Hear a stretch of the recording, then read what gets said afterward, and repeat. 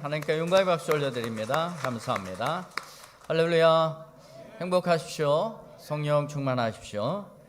여러분 개인적으로 여러분 50일 전에 무슨 일이 있었습니까? 기억하십니까?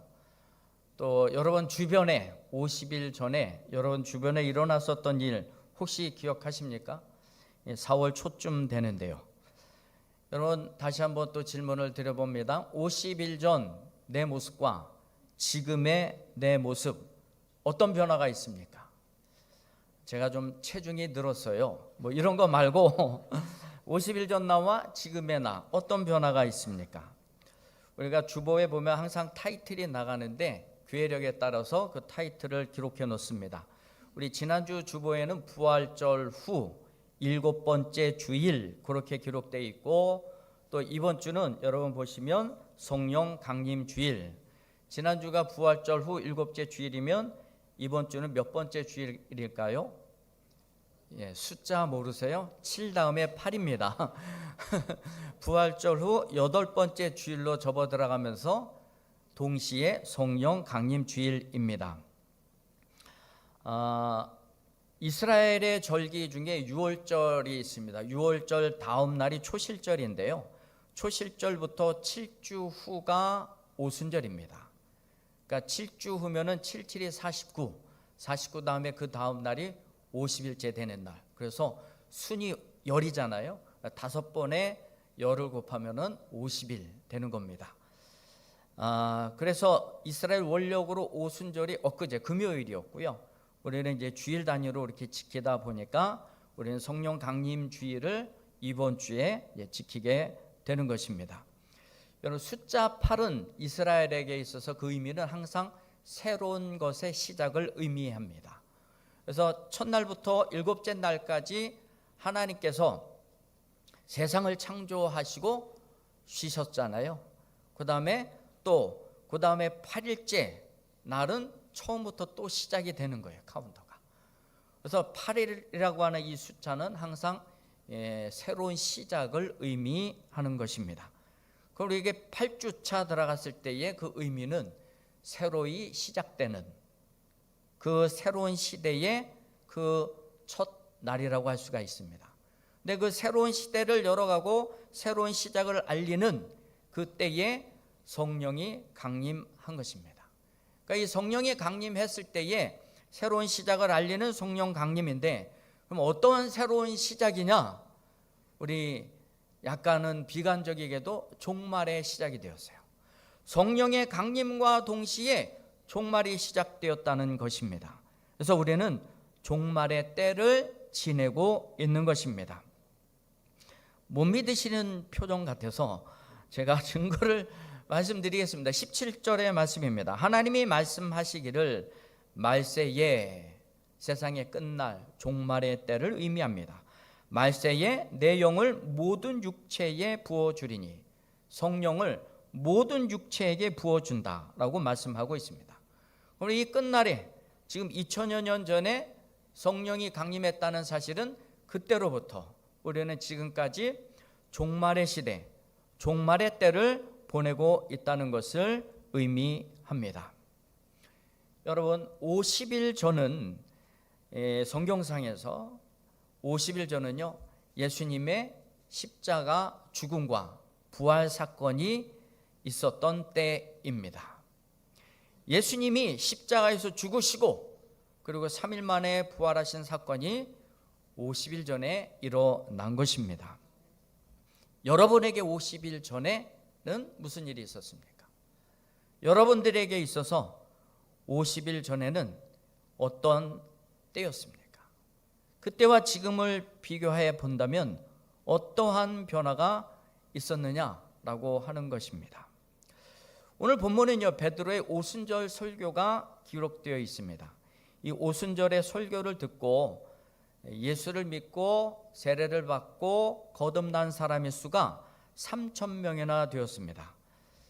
여러분 못 믿으시는 표정 같아서 제가 또 증거를 드리겠습니다. 41절의 말씀을 보면 그 전에 베드로의 설교가 계속해서 기록되어 있다가 41절에 그 말을 받은 사람들은 세례를 받음에 이날에 신도의 수가 몇 명이요? 3천이나 더하더라. 이 베드로의 이 오순절 설교 한편으로 3,000명이나 되는 신도가 늘어난 것입니다. 사도행전 전에 있는 것이 요한복음인데, 요한복음 마지막 장 21장의 말씀을 보게 되면 이런 이 베드로는 지금 오늘 본문에서 보는 것과 같이 그런 인간이 사실상 아니었어요. 베드로는 어떤 인간이었었느냐? 예수님을 3번이나 부인한 사람이었습니다. 예수님이 십자가에서 달려 돌아가실 때에 어디로 숨어 보냈는지 아니면 숨어서 보았는지는 모르겠습니다만 그 자리에서 직접적으로는 볼 수 없는 자리에 가 있었습니다. 베드로는 예수님이 십자가에 달려 돌아가실 때 한마디로 그의 모습은 신자였습니다. 성은 배시입니다. 배신자였죠. 예수님을 3번이나 부인하고 배신한 사람이었습니다. 그리고 난 이후에 베드로는요, 그가 버렸던 그물, 배와 그물을 버려두고 사람 낚는 어부가 되게 하리라. 그래서 예수님을 따라갔는데 이 베드로가 다시금 그물을 잡으러 간 겁니다. 베드로가 원래대로 되돌아간 것입니다. 여러분, 우리가 진정한 변화가 없다면 우리는 다시 원래대로 되돌아가게 될 것입니다.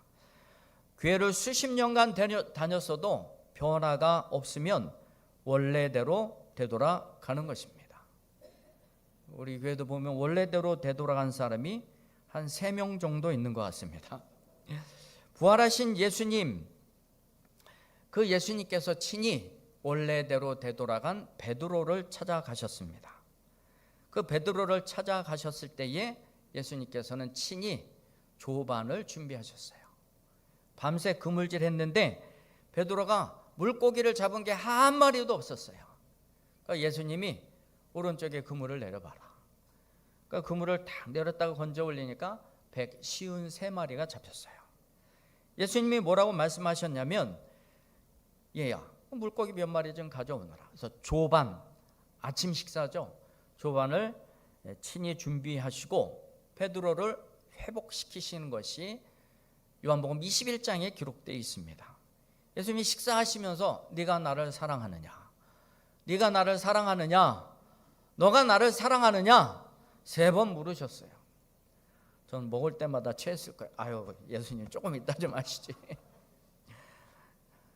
예수님, 내가 예수님 사랑한 거 아시죠? 대답을 똑같은 대답을 3번 했습니다.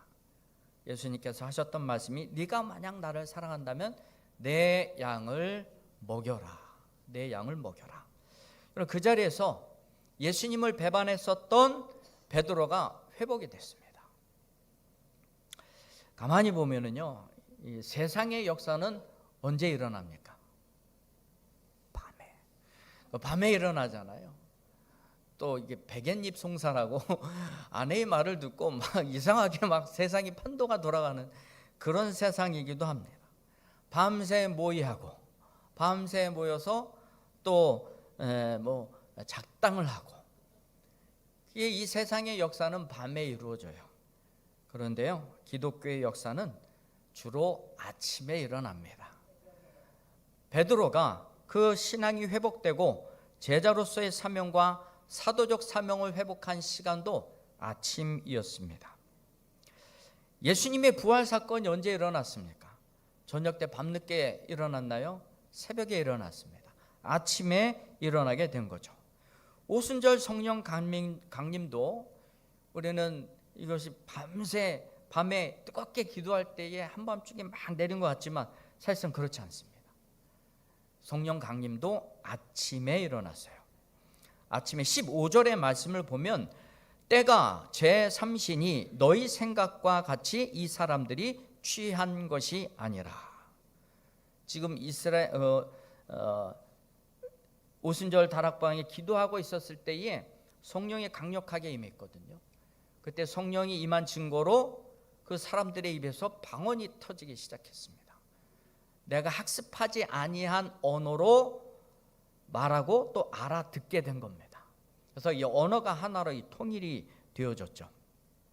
근데 사람들이 볼 때는 저 사람들 술 취했나? 이렇게 생각을 한 겁니다. 근데 베드로가 이렇게 응수를 하는 거죠. 지금 시간이 몇 시인데 우리 술 취했다고 보는 거야. 지금 오전 제3시는요 오전 9시입니다. 지금 오전 9시밖에 안 됐어. 지금 오순절이고 명절입니다. 이때 금식할 때는 대부분 기록에 의하면 오전 10시까지 금식을 합니다. 그럼 지금 금식할 시간이지 술 먹고 취해 있을 시간은 아니다. 그러면서 변론을 하게 된 겁니다. 그래서 이거는 우리가 술 취해서 그런 것이 아니라 약속하셨던 그 성령이 우리에게 임했을 때 성령이 어떻게 우리에게 임했는지 그것이 언어로 드러난 것이고 또 그것을 증거하고 전했을 때에 모든 사람이 알아들음으로 말미암아서 복음이 이제 유대인의 것이 아니라 모든 세계에 속한 사람들의 것임을 우리에게 나타내 보여주신 것이다. 그 얘기를 하고 있는 것입니다. 시편 46편 5절의 말씀을 보면 새벽에 하나님이 도우시리라. 새벽에 하나님이 도우시리라. 하나님이 우리를 도우시는 때는요 새벽이고 아침인 것이에요. 밤새 하나님께서 우리가 씨름하고 또 고민하고 갈등하고 가슴 졸이고 기도했던 것 이런 것들을 응답하시는 시간이 바로 새벽입니다. 그래서 새벽에 하나님이 도우시리라. 그 새벽에 여러분들도 기도하시고 아침에 작정해서 기도하시면 하나님께서 여러분들에게 성령을 부어 주실 줄 믿습니다. 은혜도 부어 주실 줄 믿습니다. 지혜도 부어 주시고 능력도 부어 주시고 복도 부어 주실 줄 믿습니다. 여러분 새벽에 기도하셔야 돼요. 하셔야 돼요. 예, 분명히 하셔야 된다고 스스로도 대답하셨으니까 내일 아침에 한번 보겠습니다. 내일 새벽에 몇 분이나 더 늘었는지 한번 보도록 하겠습니다. 우리 사도행전 2장 37절의 말씀을 보면 사도 베드로의 설교를 듣고 난 다음에 그 설교를 들은 사람들의 반응이 이렇게 기록이 되어 있습니다. 그들이 이 말을 듣고 마음에 찔려 베드로와 다른 사도들에게 물어 이르되 형제들아 우리가 어찌할꼬. 이게 설교를 들은 다음에 반응인 거죠. 결국 니들 회개하고 세례를 받아라. 그러면 된다. 그래서 회개하고 세례를 받고 회개한 사람들의 숫자가 3,000명이나 됐던 것이죠. 여러분 이 지금 우리가 마음에 찔려 우리가 어찌할꼬 했었던 이 유대인들이요 50일 전에는 이런 인간들이 아니었다니까요. 오히려 이 인간들은 예수님을 십자가에 못 박으라고 외쳤던 자들이고 범죄자로 몰고 가면서 십자가에서 죽였던 범죄자였다는 것이죠. 23절의 말씀을 보게 되면 이렇게 기록이 되어 있습니다. 그가 하나님께서 정하신 뜻과 미리 아신 대로 내준 바 되었거늘 너희가 법 없는 자들의 손을 빌려 못 박아 죽였으나 너희들이 이스라엘 백성들이요 법 없는 자의 손을 통해서 예수님을 못 박아 죽였다는 것이죠. 그러니까 이스라엘 백성들은요 예수님을 못 박은 것이 그들의 범죄 사실이었다는 것을 지금 이야기하고 있는 것입니다. 그러니까 이 사람들이 갑자기 마음에 찔려 어찌할꼬 회개하여 3,000명이 회개하고 돌아선 것입니다.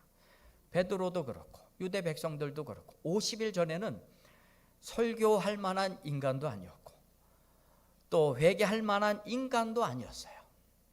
그런데 어떻게 이렇게 변화됐냐 이거죠. 50일 후에. 그 사이에 무슨 역사가 있었습니까?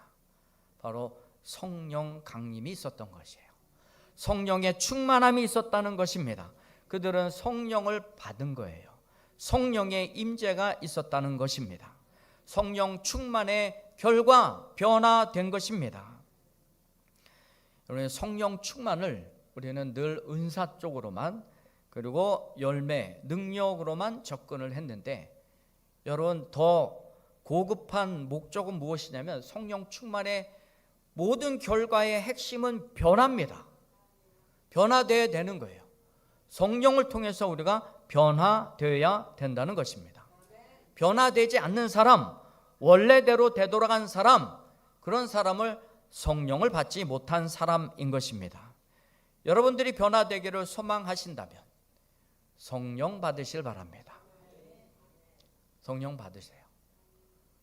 그냥 멀뚱히 앉아 계시지 마시고, 눈만 끔뻑끔뻑거리지 마시고, 졸지 마시고, 이 성령 받아야 되겠다는 이 그냥 똘망똘망한 그 눈동자를 가지고 계셔야 되는 거예요.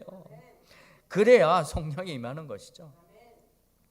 오순절 마가 다락방 성령 강림 제3시에 일어났습니다. 24시간으로 하자면 오전 9시입니다. 잠 잘 자고 일어나서 오전 9시 상쾌한 공기를 마셔가면서 기도하기 좋은 때잖아요. 만약에 한 2-3시쯤 했다 그러면 다 졸고 이게 성령인지 뭔지 모르고 그냥 잤던 사람도 많을 거예요.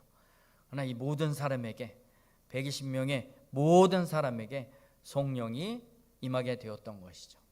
그래서 맑은 정신으로 성령을 받게 되었던 것이죠. 기도 중에 갑자기 호련히 한 곳에 모여 기도하는 모든 사람들에게 임하였어요.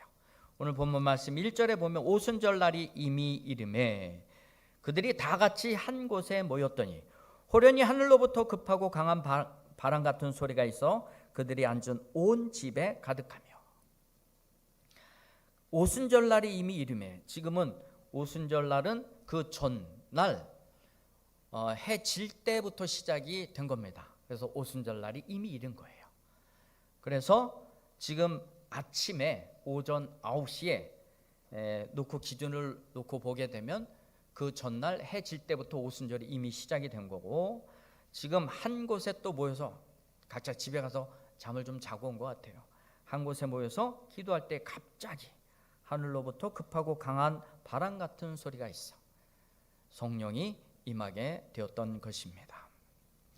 여러분, 이 성령은 지금 만민에게 부어주겠다고 약속한 성령이었습니다. 17절과 18절의 말씀을 보면 하나님이 말씀하시기를 말세에 내가 내 영을 모든 육체에 부어주리니 너희의 자녀들은 예언할 것이요 너희의 젊은이들은 환상을 보고 너희의 늙은이들은 꿈을 꾸리라. 그때에 내가 내 영을 남종과 여종들에게 부어주리니 그들이 예언할 것이요. 구약에는 특정한 사람에게만 임하였던 그 성령이 이제는 남종이나 여종이나 할 것 없이 모든 사람에게 다 부어질 것이라고 말씀하고 있습니다. 가만히 이 내용을 살펴보면 변화인 거예요. 변화. 자녀들이 예언을 하게 된 거예요. 젊은이들이 환상을 보게 된 겁니다. 늙은이들이 꿈을 꾸게 된 것이에요. 남종이나 여종이나 예언을 하게 된 겁니다. 삶에 놀라운 이 변화의 시점, 그 포인트가 어디 있습니까? 성령이에요. 성령을 통해서 우리는 변화될 수 있다는 사실을 말씀하고 있는 것입니다. 여러분, 그러나 이 성령을 받은 게 다 받았냐? 아닙니다. 성령을 다 받은 것이 아니었어요. 못 받은 사람도 있었다는 것입니다. 자리만 제대로 차지하고 앉아 있어도 받았을 그 성령, 자리를 차지하지 못함으로 받지 못했던 안타까운 현장을 여러분들에게 소개해 드립니다. 고린도전서 15장 5절 이하의 말씀을 보면 예수님의 부활을 목격한 사람들에 관해서 기록하고 있어요. 첫 번째는 게바에게 보여주었고 12 사도에게 보여주셨고 또 예수님의 동생 야고보에게 나타나셨고 그리고 500여 명의 성도에게 나타나셨고. 그럼 부활을 목격한 사람이 대충 몇 명 정도 됩니까? 거기에다가 모든 사도 곧 70문도에게 나타나셨고 마지막으로는 바울 자신에게 보여주었다. 그럼 한 600여 명 정도 됩니다. 그러니까 600여 명 정도가 예수님의 부활을 목격했고, 그리고 예수님은 사도행전 1장에 모든 사람들이 보는 앞에서 성령 하늘로 승천해 올라가는 그 현장 앞에서 약속한 성령이 부어질 때까지 너희들은 예루살렘을 떠나지 말고 거기서 가만히 있으라. 그리고 하늘로 승천해 올라가셨습니다. 그리고 그 얘기를 듣고 순종하여 끝까지 예루살렘을 떠나지 않고 기도한 사람이 몇 명이냐면 120명밖에 되지 않습니다. 그래서 1장 15절의 말씀을 보면 모인 무리의 수가 약 120명이나 되더라. 120명이에요. 그럼 나머지 최소한 예수님의 부활을 목격한 480명의 인간들은 어디 간 겁니까? 여러분, 그 중에서도 성령을 받은 사람은 예수님이 약속한 그 성령을 믿고 바라고 원하는 가운데 받은 사람은 120명밖에 안 되는 거예요. 이런 사람들이 변화된 것이고, 이 사람들이 세상을 변화시키는데 주역이 되었던 것입니다. 우리가 변화되길 원하신다면 성령 받으셔야 돼요. 그래, 변화된 자로서 세상을 변화시키는 일에 쓰임을 받을 수 있다는 것입니다. 성령은 약속에 의해서 부어진 것이에요. 믿고 기다리고 순종한 사람에게 임한 것입니다. 베드로도 그렇고 유대인들도 그렇고 성령을 받아서 변화된 것입니다. 여러분, 성령 받기를 원하신다면 내일부터 어떻게 하셔야 됩니까? 새벽 기도를 나오셔야 돼요. 그리고 여러분들이 원하고 바라고 기도하면 호련히 갑자기 성령이 임하여 삶의 변화를 가져올 것인 줄 믿습니다. 이 성령 충만의 결과가 바로 변화였다는 것을 42절에서부터 47절까지의 말씀을 기록해 주고 있습니다. 사도행전 2장 42절에 변화를 받은 그들에게 가장 먼저 변화된 모습은 사도의 가르침을 받아 영적 지도자의 가르침을 받게 되었다는 것입니다. 이 사도들이 가르쳐 주는 대로 교제하고 가르쳐 주는 대로 기도하고 떡을 떼고 교제를 하는 것이죠. 여러분, 한 교회 지도자, 목회자의 가르침, 또 지도, 이거 거부하는 것은요, 성령 충만하지 못한 사람들의 특징입니다. 성령 충만한 사람들은 사도들의 가르침을 받아 움직였듯이 우리 모두가 그렇게 되어야 될 줄 믿습니다. 하나님의 말씀 들을 수 있는 것이 사도들에게 들으니까 어쩔 수 없는 거예요. 그러니까 우리가 사도들의 가르침을 받는 거, 이건 하나님으로부터 영감을 받아 가르친 그 가르침을 받는 거예요. 그래서 이 사도들의 가르침을 거부하는 그것은 성령을 받지 못한 결과, 그리고 종교적인 변화도 있었습니다. 43절의 말씀을 보게 되면 기사와 표적이 많이 나타났습니다. 정말 이때는 예수님이 행하셨던 것보다 더 많이 나타나셨어요. 예수님도 내가 했던 것보다 너희들 더 큰 일을 많이 하리라, 그렇게 말씀도 하셨고요. 그리고 사회적 측면으로서는 물질을 공유하기에 이르게 됩니다. 그래서 45절의 말씀을 보면 각 사람이 자기 소유를 팔아 잉여의 집과 밭을 팔아서 그것을 각 사람의 필요를 따라 나누어 주게 되었다는 것입니다. 이것은 물질이 내 것인 줄 알았는데 아니었어요. 나에게 맡겨진 것이었어요. 그래서 청지기적 사명을 깨달은 겁니다. 그러니까 이 성령을 받고 난 이후에 이 물질을 보니까 이거는 내 것이 아니고 하나님이 나에게 맡겨주신 것이구나. 그러니까 함께 나눌 수 있었던 것이에요. 성령을 받으니까 이렇게 변화가 된 거예요. 가르침을 받을 줄 알고, 또 표적과 기사를 사모하게 되고, 또 이웃과 함께 가진 것을 나눌 줄 알게 되고, 이것이 바로 변화된 모습이었습니다. 여러분, 거듭 말씀드리자면 성령 충만의 결과 기대되는 것은 바로 변화입니다.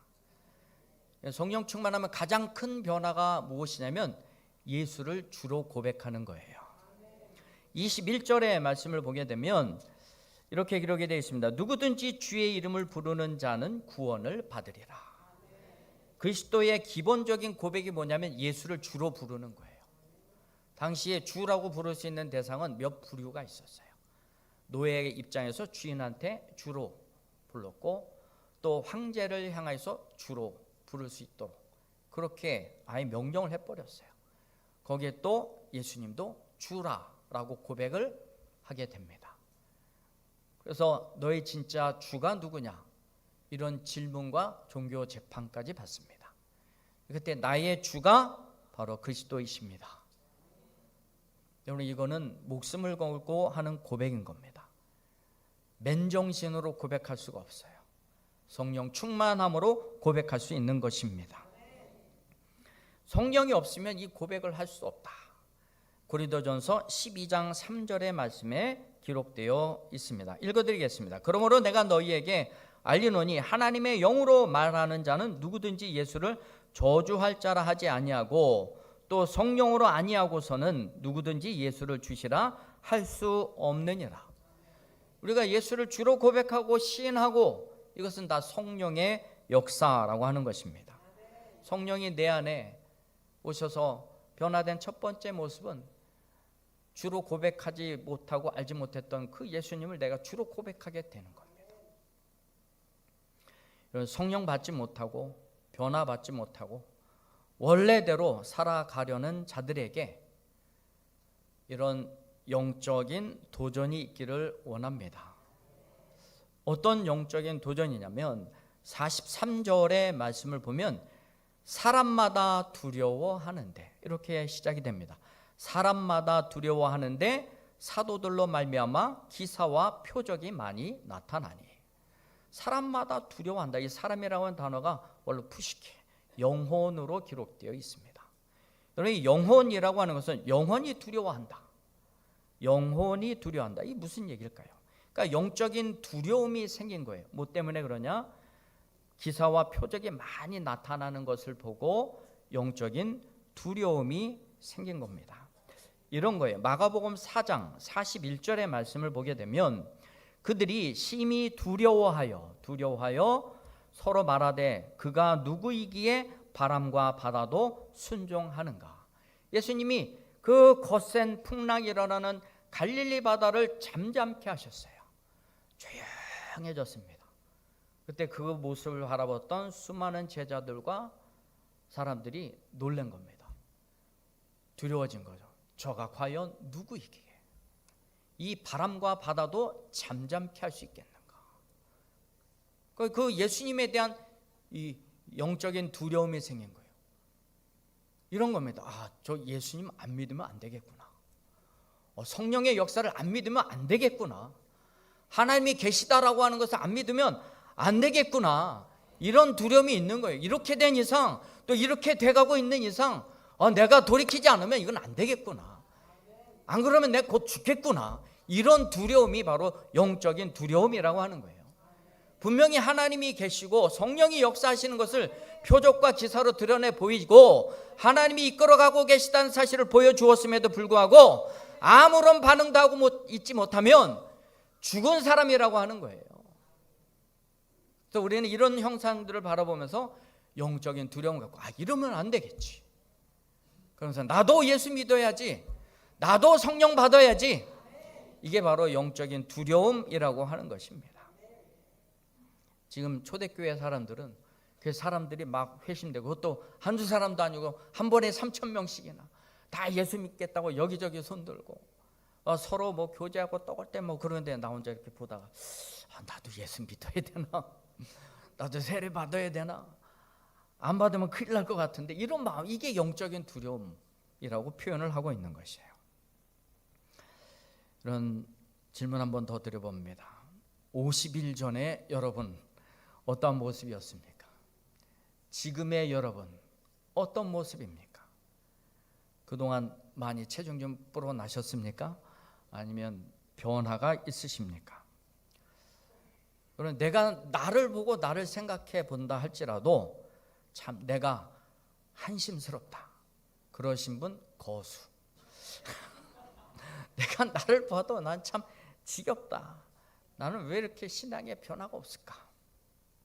뭔가 필요하다면, 뭔가 새 일을 성령 하나님께서 행하시기를 원하신다면 성령을 받으십시오.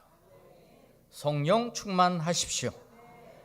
그러면 베드로와 같이 또 회개에서 돌아섰던 유대인의 그 어떤 3,000명의 백성들과 같이 여러분들도 변하게 될 줄 믿습니다. 일종의 영적인 두려움을 가지고 내가 이번에 회개하자면 안 되겠다. 하나님께로 돌아서지 않으면 안 되겠다.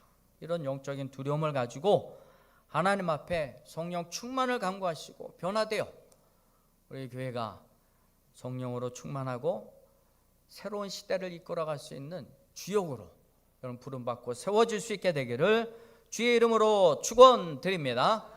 할렐루야. 기도하겠습니다. 살아계신 하나님, 우리 함께 통성으로 기도할 때에 주님, 우리가 새 시대의 주역으로 살아가기를 원합니다. 성령 강림 주의를 통하여서 새로운 시대가 열려가고 비록 종말의 때를 지내고는 있지만 우리에게 이런 영적인 소망이 끊이지 않기를 원합니다. 하나님, 영적인 두려움을 갖고 예수 믿지 않으면 안 되고 성령 충만하지 않으면 안 되고 또 주께로부터 은혜 받지 않으면 안 되는 심령인 것을 알아 오늘 하나님 앞에 간절한 마음으로 기도하고 변화되기를 작정하여 우리 시간 다 같이 주의 이름 크게 한번 해주고 통성으로 기도하도록 하겠습니다.